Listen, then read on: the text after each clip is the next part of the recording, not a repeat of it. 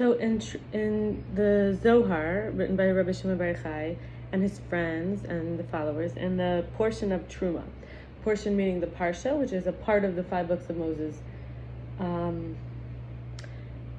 this is on the topic, you shall love Hashem your God, in chapter 64.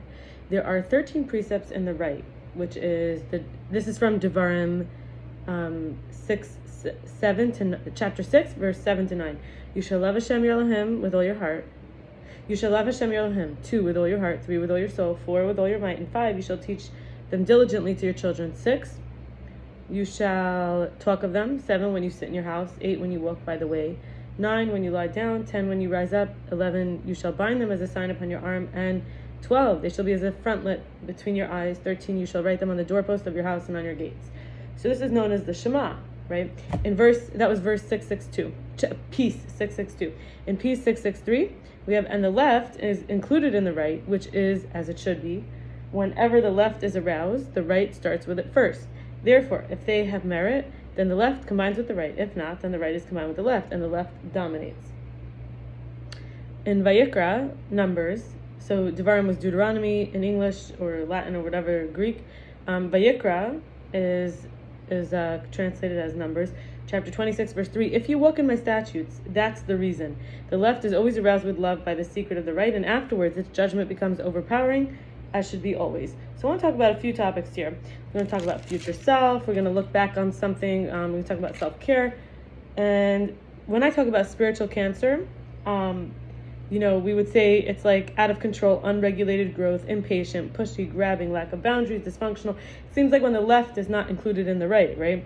Dominating others, making dependency, taking over and taking others' portions, pressure, greed, stingy. So that's just my own comment on what it looks like when the left is not included in the right, when the left is trying to take over. So I want to look back on something, and I remember I had this desire for this young man named Yaakov. He was a 20-year-old. He didn't have much experience. I mean, now he lives in Israel. He wasn't able to be jaded, discouraged, or disappointed yet, I felt, in life. He seemed healthy and capable in terms of his energy for living with strength and resilience in the physical world. I felt for me it was like a second chance, a fresh start to become a new version of myself, and that he was someone to trust, who has a belief and faith in what I can submit to, so I can follow him or follow the person.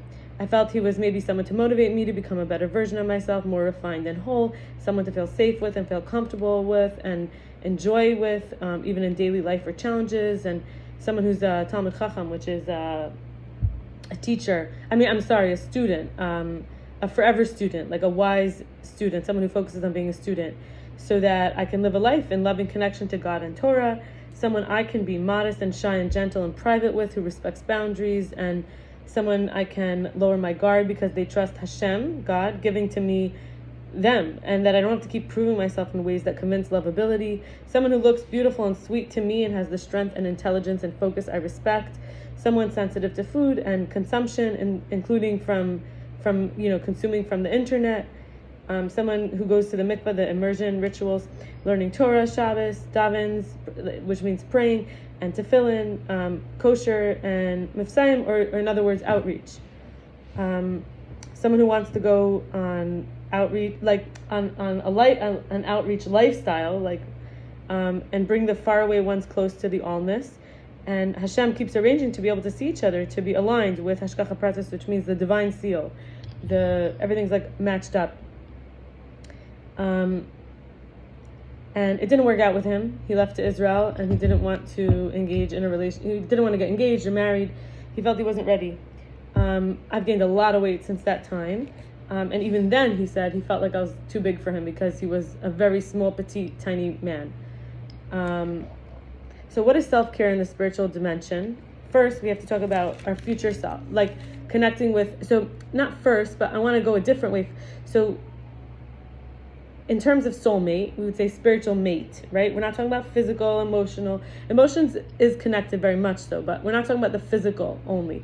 So what affirmations, knowledge, kindness would my future self want to share with me? And I recommend this practice to everyone whenever you want, even on a daily basis. So one was, I'm a Talmid Chacham in my own right. I'm a wise student. I'm a student, perpetual life student. I have access to my own heavens, my own higher realm, and the chain-like gradual inner ascent. I didn't waste over a decade when I was basically coming to closure that, he wasn't my redemption. He wasn't going to save me. He wasn't going to make me whole.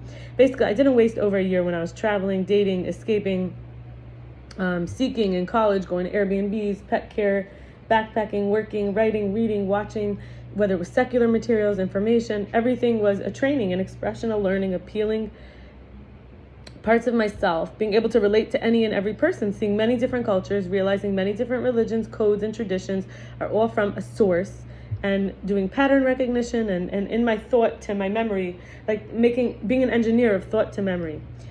God, even in the concept of a black hole, retains all the forgotten, lost information. So there's a record of everything that I experienced, anything, and directly or indirectly. I don't have to keep track of everything. There's a record. Also, that the crown is in the shield. The power is in being protected. So being shielded is to be crowned with protection. The bell tolled for me and I heard it, and I learned to ring the bell, even the bell or bells that haven't been rung in a long time. And I will see my cuteness and sweetness as time goes on, as I mature. And I won't be ashamed of my innocence and purity and naivety the way that I used to be. And I'll see myself as worthy of the filters that seem to isolate me, separate me, not because I'm unlovable or non-valuable, but because I didn't deserve to be contaminated, destroyed, defiled, corrupted. And they were an act of love from my source, from my maker. Like when you put a diamond in a special velvet box, and you don't, like a diamond jewelry, and you don't let it sit in the bottom of your purse where maybe chewing gum, hand sanitizer leaks, and everything else, in other words. And even he was going to be somebody who wasn't, at that time, he wasn't someone who could ever appreciate me or love me. And it was a protection. The strength is my prize. The work is my souvenir. Regardless of the outcome, or if there's a finished product, the traits I earned can be my tools and treasures. They cannot be robbed or disappear because I earned them. And now I want to talk about self-care in the spiritual dimension, because obviously I had to do a lot of self-care regarding the fact that I felt my soul had been hurt. My soul mate, the part of me that I was willing to mate with him on the soul level, spirit level. So I felt these were some things that I was able to find my wholeness in. So first of all, Mashiach, the ultimate redeemer for the whole world, for all the Jews, to make it where there's no war or conflict. For example, the Jewish people can live in their indigenous land, and each place can have their indigenous people, like all the organs of one big body, the earth, and all the people, all the nations could be in order and clear. So Mashiach wants to use my body in the world, and Mashiach wants to reveal and bear the light through my actions, words, and thoughts in the world, as enlightenment itself is embodied. And because perhaps I've known the opposite in my life, perhaps I've been the opposite. And also, I am the value of a lighthouse that can light up on the inside.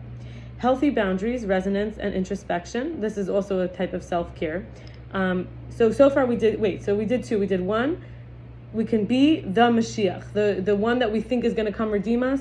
Like I thought Yaakov was my redeemer, right? Everything I shared, it was like, he's the one I could lower my guard down with, and I could look up to, and I could feel like I could be myself and be beautiful with, and look at him and he's beautiful. So I could have Mashiach use my body for that in the world, and also reveal light through me.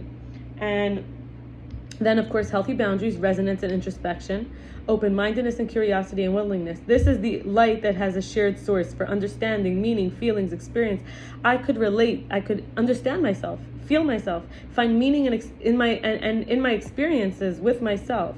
Being able to grieve and go deep and keep looking, even if what was there is no longer there, or what was never really there had been thought to be there. So, in other words, relating to myself, learning about myself, having a relationship with myself, completing myself as I change and grow and keep evolving and adapting and becoming. Because the lighthouse pulses, it emanates light from the heart, lit up inside and outside at the same time. It goes to the head, but it doesn't start there. It doesn't need to be like a headlamp turning in. In other words, thinking about a headlamp like super bright, focused. It can be an inner light that radiates without force, without work. It's just glowing. And filling up with that light, my own attention, my own care and acceptance, awareness, bravery to look and validate and reassure, gives me the light power to be a container for Mashiach light. And that is like, I don't need someone else's light. I don't need to bask in someone else's light. I am the light. And, I'll stop here and wish you a blessed day.